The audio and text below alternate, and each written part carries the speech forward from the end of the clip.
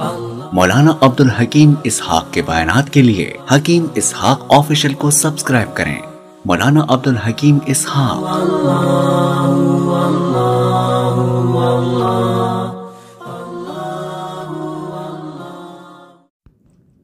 बिस्मिल्लाहिर्रहमानिर्रहीम।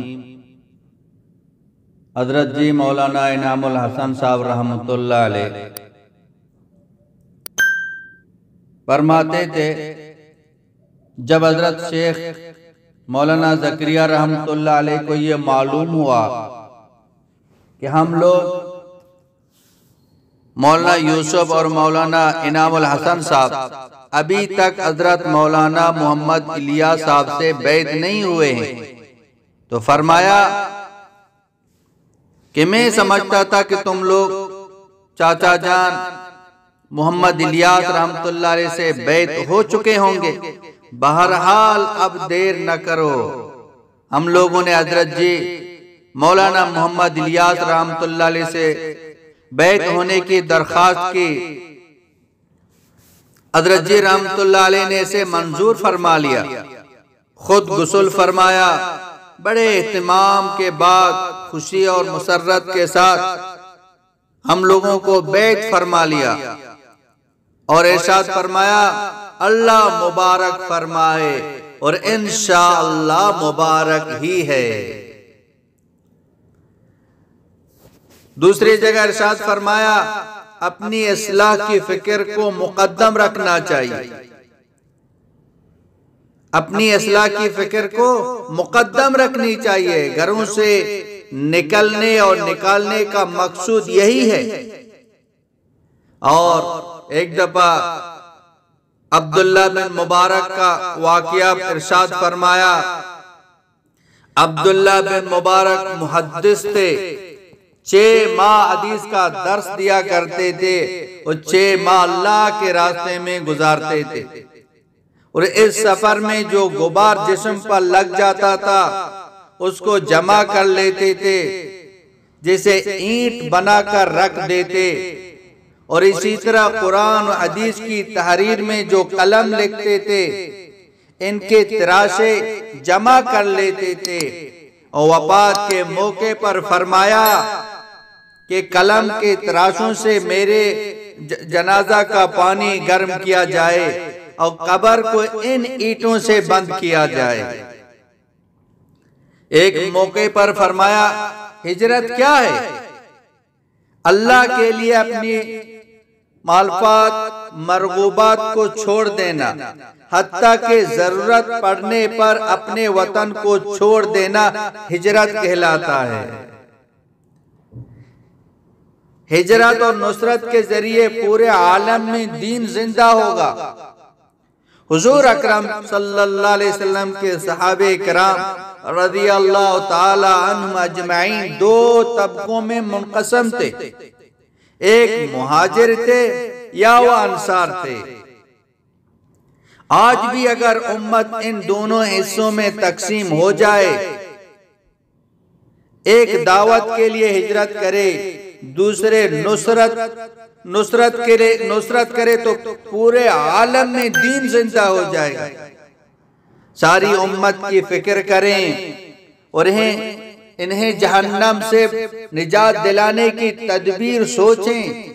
हुजूर अकरम सल्लल्लाहु अलैहि वसल्लम ने फरमाया, मैं तुम्हारी कमर थाम थाम कर जहन्नम से रोक रहा हूं, मगर तुम हो कि तेजी के साथ इसी तरह बढ़े जा रहे हो। 2 रास्ते इंसानों की जिंदगी गुजारने के हैं। फरमाया 2 रास्ते इंसान की जिंदगी गुजारने के, एक आमाल वाला, दूसरा मादियत वाला।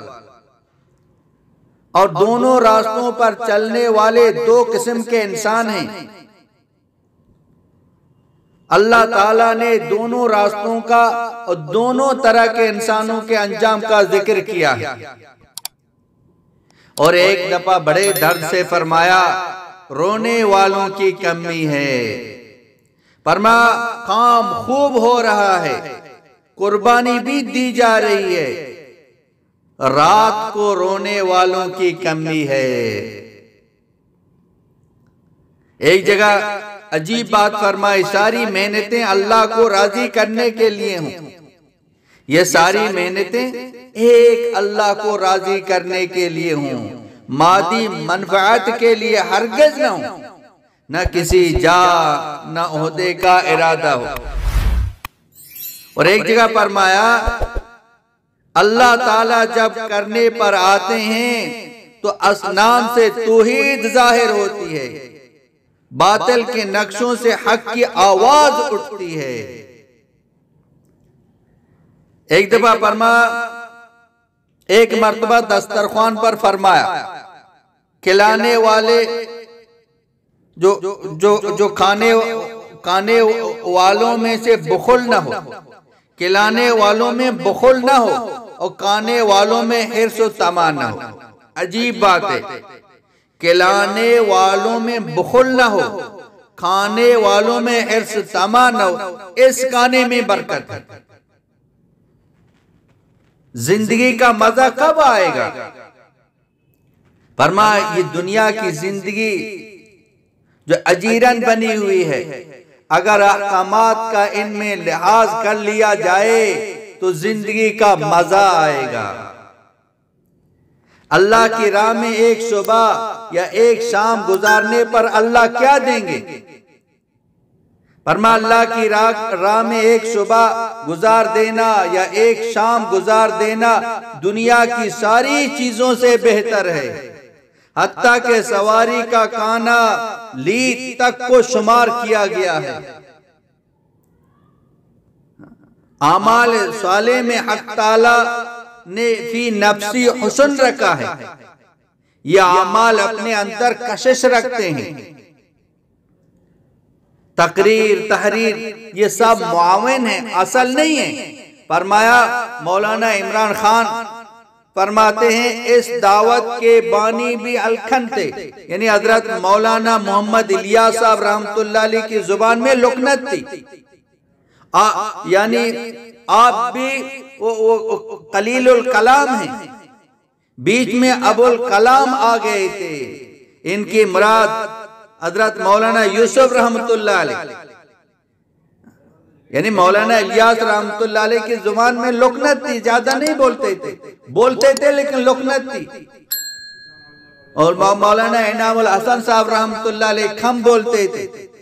और इसके बाद अबुल कलाम आ गए, इनसे मुराद हजरत मौलाना यूसुफ रहमतुल्लाह अलैह, जो घंटों तकरीर करते, दावत के उसूल बयान फरमाते थे।